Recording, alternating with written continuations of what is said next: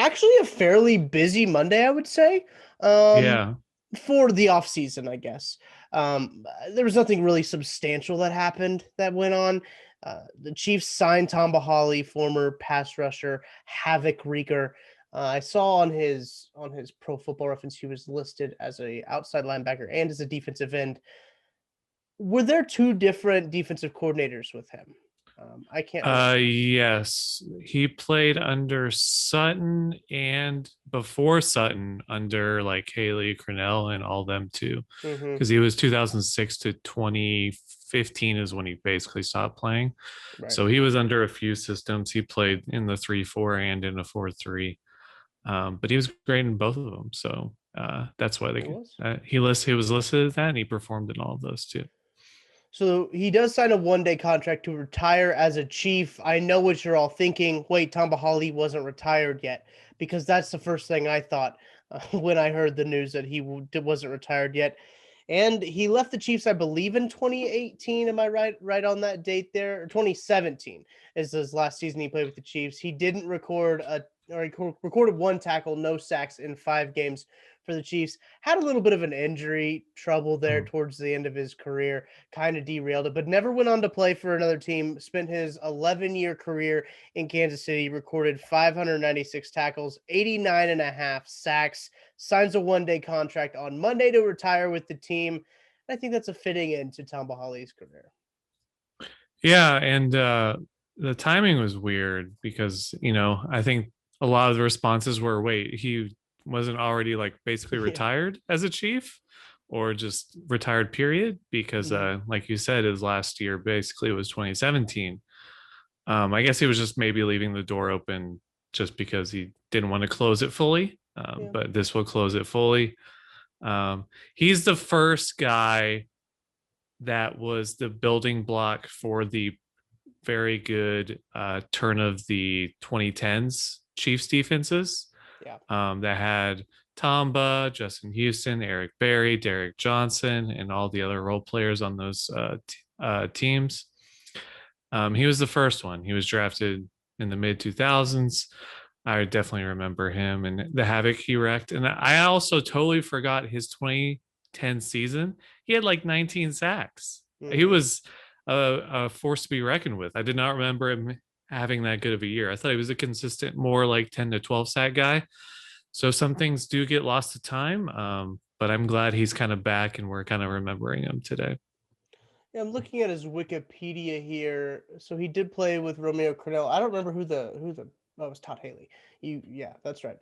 That he played in those two systems. He was a Pro Football Writers All Rookie Team in 2006, two-time second team All Pro in 011 and 013, and was a six-time Pro Bowler from 2010 to 2015. He made the Pro Bowl. So illustrious career in Kansas City. And you're right, he was really one of those building blocks in terms of to get the Chiefs to the point where they are now. And those really pristine defenses that they had when they didn't quite have as good of an offense, they had some pretty nasty defenses. Tamba Hali Yep.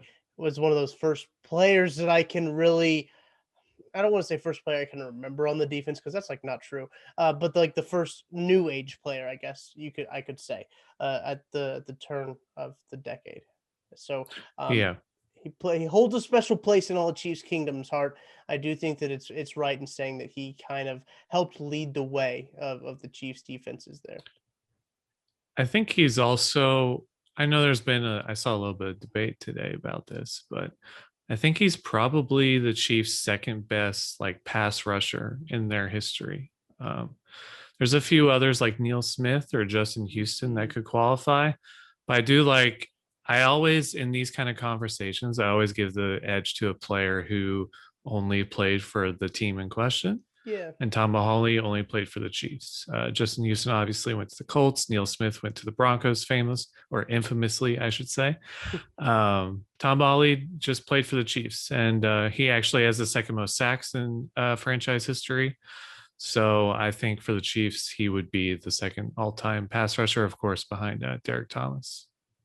I think I would agree with that. Another one that came to my head was Jared Allen. Jared Allen was an absolute stud, but then he did go on to Right. play for the Vikings, so that's a good point that you make there. I do. I think Derek Thomas is up there. I think he's He's got to the be the number best one. one. Yeah. Yeah, and then Tamba Hali, man, I was a little shocked. I'll say it again that he wasn't already retired, because it's like, oh well, you haven't played since 2017. So what have you been doing, buddy?